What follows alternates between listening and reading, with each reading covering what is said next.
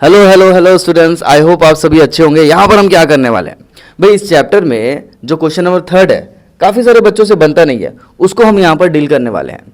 तो हम ये मान के चल रहे हैं कि आपको सब्स्टिट्यूशन मेथड अच्छे से आता होगा। ठीक है, चलो स्टार्ट करते हैं। यहाँ क्या कह रहा है क्वेश्चन में, form the pair of linear equation for the following problems and find their solution by the substitution method. Substitution method आना आपको बहुत ज़्यादा ज़रूरी है, ये एग्जाम में पूछता है। ठीक है, तो चलो करेंगे कैसे, देखते हैं। क्वेश्चन में क्या बोल रहा है, the difference between two numbers is 26 and one number is 3 times the other, find them. मतलब हमें यहां पर x और y की वैल्यू निकालनी है। सर क्वेश्चन में तो कहीं पता नहीं चल रहा है x और y, ध्यान से सुनना। द डिफरेंस बिटवीन दो नंबर्स दो नंबर्स का डिफरेंस कितना आना चाहिए, 26 आना चाहिए। तो वो दो नंबर क्या है हमको नहीं पता, इसलिए हम क्या करने वाले हैं, पहले नंबर को x मान लेंगे और दूसरे नंबर को y मान लेंगे। ये तो आप 7th और 8th क्लास से करते आ रहे हो। ठीक है, let the first number be x and second number be y। तो अगर हम क्वेश्चन की बात करें तो यहां पे बोल रहा है डिफरेंस, डिफरेंस मतलब होता है माइनस, मतलब दो नंबर्स जो कि हमें नहीं पता, इसका डिफरेंस कितना आना चाहिए, वो आना चाहिए 26। क्वेश्चन में ऐसा कह रहा है, इज मतलब होगा इक्वल टू। ठीक है, क्या ये बात समझ में आ गई? This is your first equation. अगर आपने सब्स्टिट्यूशन मेथड अच्छे से पढ़ रखा है तो ये फर्स्ट इक्वेशन क्यों लिखते हैं, सेकेंड इक्वेशन क्यों लिखते हैं, ये आपको पता होगा। अगर नहीं पता है तो कमेंट सेक्शन में कमेंट कर देना, हम फिर से आपको सब्स्टिट्यूशन मेथड समझा देंगे। आगे क्या कह रहा है, one number is 3 times the other.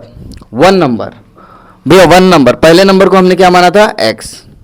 जो वन नंबर है वो क्या है, इज मतलब इक्वल टू 3। जो जो दिख रहा है उसको लिखते जाओ, 3 टाइम्स। 3 टाइम्स का मतलब होता है 3 को इंटू करेंगे, किससे करेंगे, अदर। और अदर नंबर क्या है, अदर नंबर है सेकेंड नंबर। सेकेंड नंबर को हमने क्या माना है, y। बात समझ में आ गई? बहुत ईजी है, ध्यान से सुनना। वन नंबर, पहले नंबर को हमने x माना और अदर नंबर यहां पर हो जाएगा आपका y। पहले नंबर को x और दूसरे नंबर को माना y। तो according to the question one number is 3 times the other, इसका मतलब होगा ये। क्या ये बात समझ में आ गई? ठीक है, अब इसको करेंगे कैसे, देखो। यहां पर हमने कुछ नहीं करना है, x इक्वल्स टू 3y लिखना है और ये हो जाएगा हमारा सेकेंड इक्वेशन। कहां से आया, क्वेश्चन से आया। जैसे कि आप देखेंगे यहां पर x की वैल्यू क्या है, 3y। ये जो x की वैल्यू 3y है ना, इसको यहां पे पुट कर दो। x की वैल्यू 3y x की जगह रख दो तो क्या मिलेगा, चलो देखते हैं। हम लिखेंगे यहां पर put x equals to 3y in equation.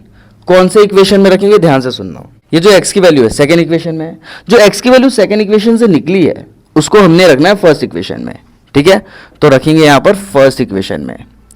तो पहला इक्वेशन क्या है, पहले लिखेंगे x minus y equals to 26। तो x की जो वैल्यू यहां पर है 3y है, तो लिखेंगे 3y। क्यों, हमने कुछ नहीं किया, सिर्फ x की जगह 3y लिखा, एज इट इज उतार दो। 3y माइनस वाई आजकल चल रहा है 2y इक्वल्स टू 26।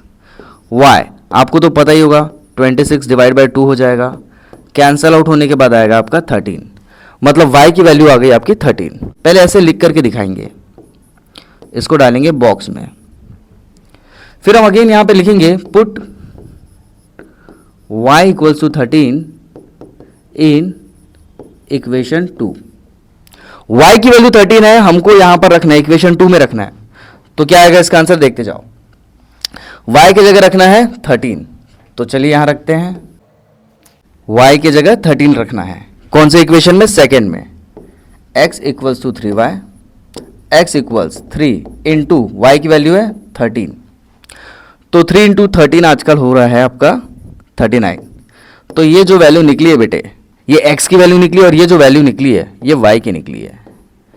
तो सर क्या ऐसे लिखने से हमें फुल मार्क्स मिलेंगे? नहीं, आपने ऐसे लिखना पड़ेगा, इस तरीके से लिखना पड़ेगा। तो चलिए एक बार क्विक रिवीजन भी कर लेते हैं।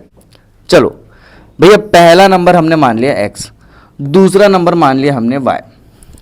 क्वेश्चन के मुताबिक सर आपने तो इसको सेकेंड इक्वेशन माना था, और इसको फर्स्ट, एक ही बात है, बात एक ही है, क्योंकि x की वैल्यू जो निकली ना उसको दूसरे इक्वेशन में रखना पड़ेगा। तो ऐसा ज़्यादा सोचने की ज़रूरत नहीं कि ऐसा क्यों हो रहा है, ठीक है। हम ऐसे भी कर सकते हैं, इसलिए ऐसा सॉल्यूशन हम आपको बता रहे हैं। इसके पहले जो हमने बताया वैसा भी कर सकते हैं और ऐसा भी कर सकते हैं, कोई बड़ी बात नहीं है, ठीक है। तो ये कहाँ से आया पता चल गया, ये कहाँ से आया पता चल गया। ये जो x की वैल्यू है बेटा, इसको रखेंगे यहाँ, बात समझ में आ गई।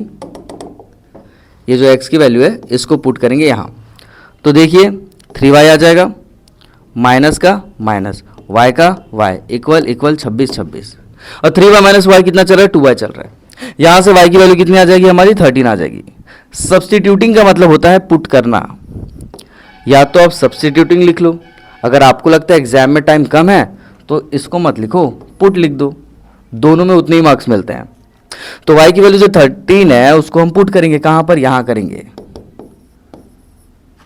और इसके बाद हमने आपको बताया 3 इंटू 13, मतलब y की जगह रखेंगे 13, ये इंटू है तो आपका आ जाएगा 39। तो लिख करके बताएंगे hence the numbers are 39 and 13, क्योंकि हमें पहले x की वैल्यू बतानी पड़ती है और बाद में हमें y की वैल्यू बतानी पड़ती है, इसलिए यहां पर पहले x की वैल्यू लिखिए फिर y की वैल्यू लिखिए, ठीक है। आई होप आपको सारी चीजें समझ में आ गई होगी। इसको अपने फ्रेंड्स के साथ शेयर करना भूलना नहीं है। मिलते हैं अगले वीडियो में, टिल देन बाय।